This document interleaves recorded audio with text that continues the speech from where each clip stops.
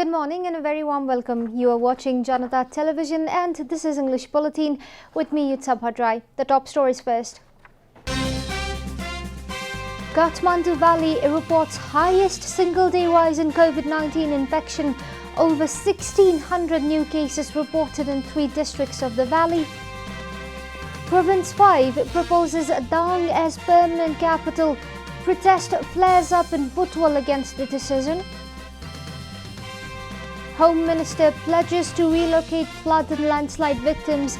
People living in tents to be shifted before winter.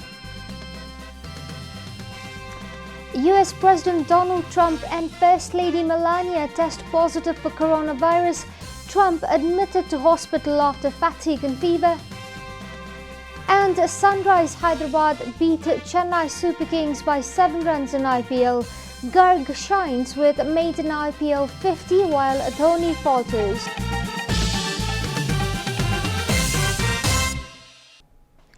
And now the news in detail. Kathmandu Valley reported the highest ever single-day rise in COVID-19 infection yesterday with over 1,600 new cases. According to the government, a total of 1,280 cases were reported in Kathmandu, followed by 196 in Bhaktapur and 162 in Lalitpur. The figure unveiled by government yesterday surpassed the previous record of single-day infection, which was 943. Meanwhile, the Health Ministry yesterday reported a total of 2,722 new cases of coronavirus across the country during the latest round of tests. With this, the total number of infection has surged to 82,450. Meanwhile, 60,696 persons have recovered from the disease so far, claimed government officials. The active cases of coronavirus across the country stands at 21,234, according to the Health Ministry's spokesperson Dr. Jageshwar Gautam. Yesterday, the ministry also confirmed the deaths of 11 persons due to coronavirus. The death toll from coronavirus in the country has topped 520 with the latest figures. Meanwhile, protests have flared up in Butwal, the temporary capital of Province 5, after a proposal to make Dang Deokhuri as the permanent capital of Province 5 was presented to the Provincial Assembly. The provincial government had submitted the proposal yesterday, triggering protest in Butwal. Nepal Students' Union, the student wing of main opposition party Nepali Congress, initiated the protest, saying that they will not allow the government to change the capital. The agitators vandalized several government vehicles during the protest. In other news, Home Minister Ram Bahadur Thapa has pledged to rehabilitate the victims of flood and landslide by the upcoming winter. Home Minister Thapa said that the government is making preparations for temporary arrangement to relocate the victims of Sindhupalchok, Baglung, Kalikot and other areas of the country. During a meeting with the people's representatives of Sindhupalchok at his office yesterday, Home Minister Thapa made a commitment that flood and landslide victims living in makeshift tents will be shifted to other locations by the time of winter. पालमा बसिरहेको छन् अब त्यसले तपाईँ धान्दैन अब यसको लागि तत्काल के गर्न सकिन्छ हामी त्यसको लागि स्टेप चाहिँ चाल्छौँ सकेसम्म चाहिँ यहाँहरूले भनेअनुसार अब अलिकति न्यानो हुने ढङ्गको अब अस्थायी किसिमका प्रिफ्याबको हुन्छ अथवा अरू टाइपको त्यस्तो चाहिँ गराउनुतिर हामी ध्यान दिन्छौँ. Chief of the District Coordination Committee Sindhupalchok Gopal Tamang informed that around 351 settlements in the district are in high-risk zone. Out of them, 18 settlements need to be relocated before the next monsoon. Altogether, 6,571 people living in these risky settlements are highly vulnerable, added Tamang. Yo 351 Basti overall Sindhupalchok जिल्लाको चाहिँ जोखिममा रहेको बस्ती भयो र जसमा चाहिँ परिवार संख्या 6531 परिवार चाहिँ जोखिममा रहेको हाम्रो यो चाहिँ स्थानीय तहको तथ्याङ्क अनुसार हामीले संकलन गरेको तथ्याङ्क अनुसार यो पुष्टि हुन जान्छ. Altogether, 113 people in Sindhupalchok lost their lives in floods and landslides during this monsoon. The death toll in the last 5 years due to natural disasters in the district has been recorded at 3,882. This is Janata Bulletin. We'll be right back after a short break.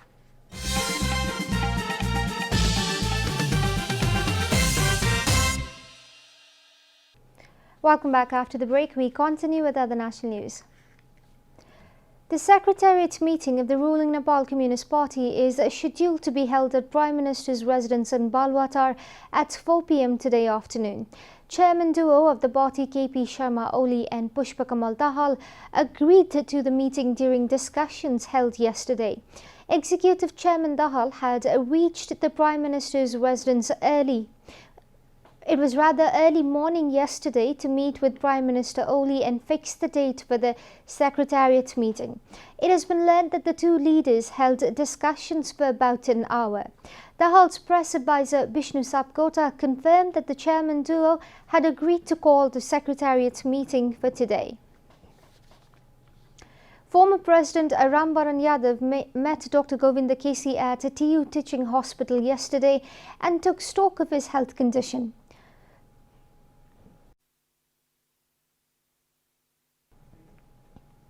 Dr. Kesi has been on a hunger strike once again demanding reforms in medical education.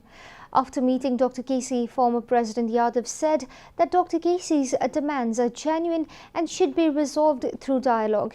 He also expressed his confidence that the government would take initiative soon to resolve the matter because the issue concerns public welfare. Dr. Yadav also urged all stakeholders to create a conducive environment for talks.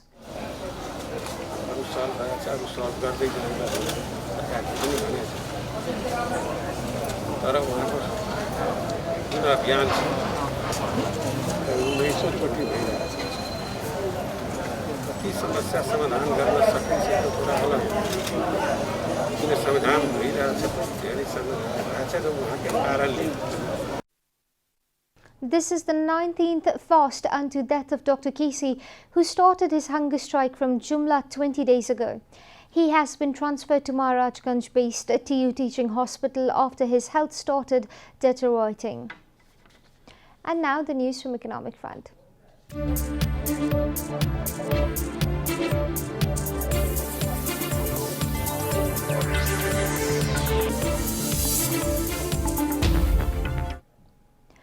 Customs Office Nepalganj has already collected more revenue than its target set in the beginning of the current fiscal year.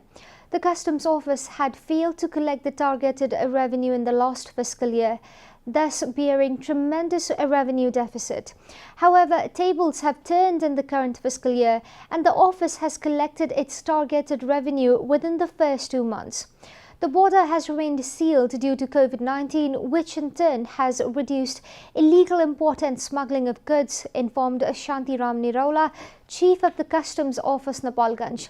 The Customs Office met its initial revenue collection target within the month of June-July for the current fiscal year, Niraula added.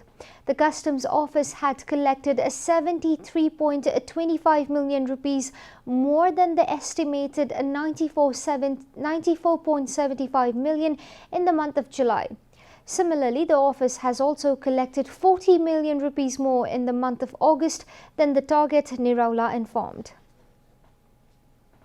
We'll be taking a short break here at Janata Bulletin. Stay tuned for international and sports news.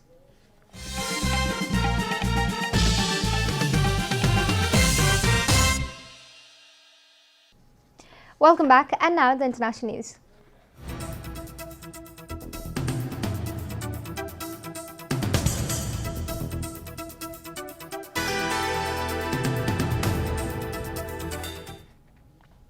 French President Emmanuel Macron has revealed a plan to defend secularism in France against what he defined as Islamist radicalism, saying Islam is in crisis across the globe.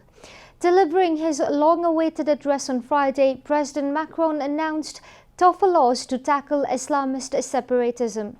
The The minority Muslim in France, accounting to almost 6 million of the total population, have been at the risk of forming counter-society, BBC quoted President Macron as saying. The president announced that French government would present a bill in December to strengthen a 1905 law that officially separated church and state in France. President Macron lately was under pressure to address radical Islam amidst security fears. President Macron's latest address has received some backlash from the French Muslim activist accusing the president of trying to suppress Islam in the country. His other proposals consist of a stricter oversight of schooling and control over foreign funding of mosques. You are watching Janata Bulletin, and now the latest from the world of sports.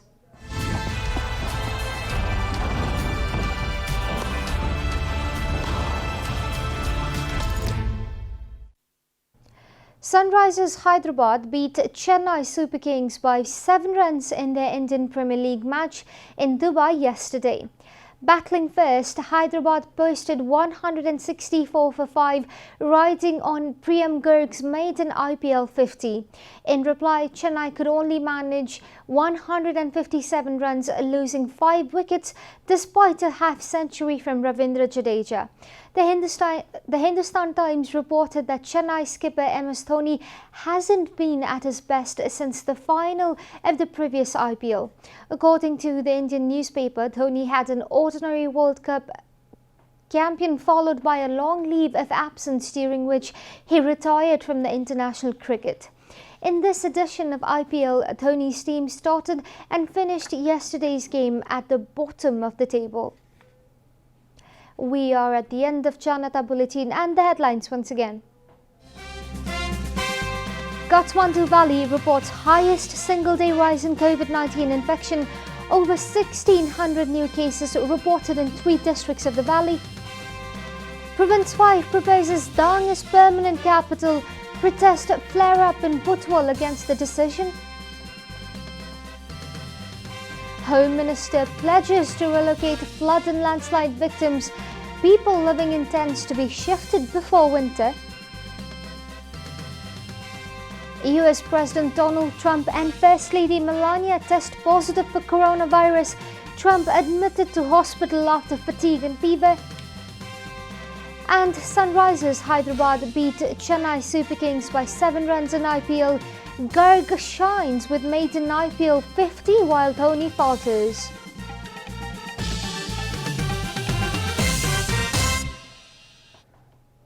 And that's all from the English News Desk for today. You can follow Janata Television and our programs on various social media platforms, including on our website janatasamachar.com. Keep watching Janata Television. Namaste.